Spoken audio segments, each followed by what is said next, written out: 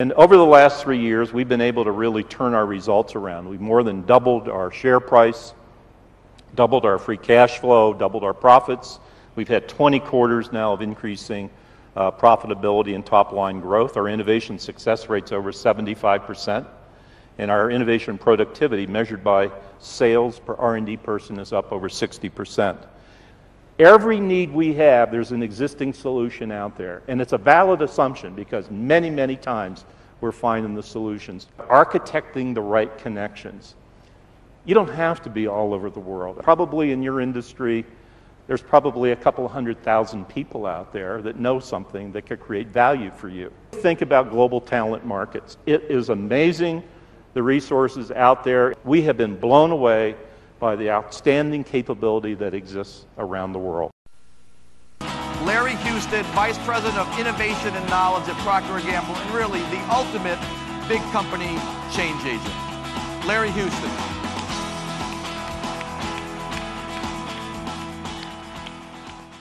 So the current R&D model is not sustainable at most companies, and we interacted with well over 20 companies on this issue. But the key insight was this. We really did a lot of soul searching on how we can create value for our consumers. And what we learned was, in those rare instances where we actually found an idea outside, someone knocked on our door and finally beat their way through an outside idea that connects to our capability. Their capability married to our capability. When those connect, even we have to pay, they're about 2 times as productive in terms of return on investment. So there was the seed of an insight. We can't do everything ourselves. We've got to create $5 billion a year at least. Hey, guess what? There's so much outside. And what we learned was that in our areas of science, I have 9,000 people. The outside world has 1.5 million people as good as Procter people. The other thing is, they didn't believe that they were as good as them. Okay, so a lot of arrogance there.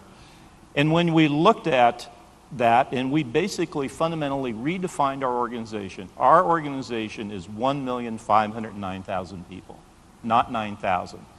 This incredible initiative, rather than research and development, is called Connect and Develop. Yeah, right. And the idea is to connect to that 1.5. Tell us one.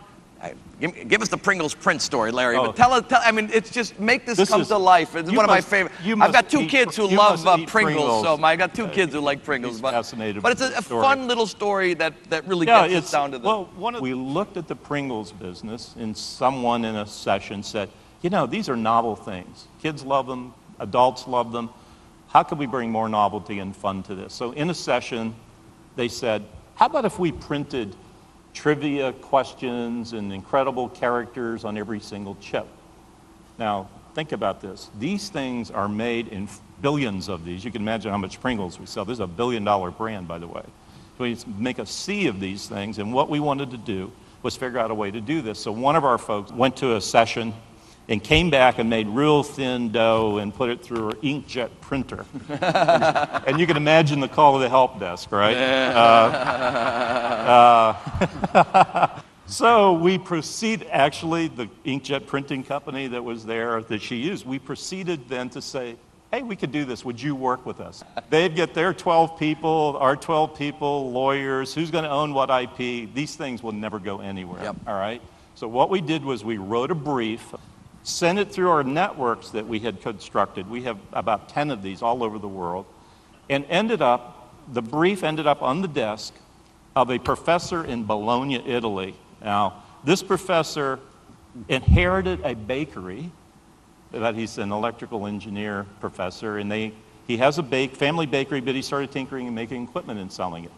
So it turns out that he was already inkjet printing on cakes and cookies with equipment. We were able to get it 8 months in the marketplace, huge success. It's still out there, so go buy some Pringles prints, but it's still out there, very successful. And we've done hundreds of these. To me, the moral of that story, is, because when people hear this for the first time, they say, oh, it's just a fancy word for outsourcing. Everybody ships work to India or China. Your point is, you are not outsourcing well-established work, you are insourcing ideas that are out there that you can tap into, and why not? Whether it's a professor in Bologna, or it's some cost innovation in China, or a new concept on the shelf in Japan, or intellectual talent in India, It's all about bringing other people's assets in and combining them with ours to create something bigger.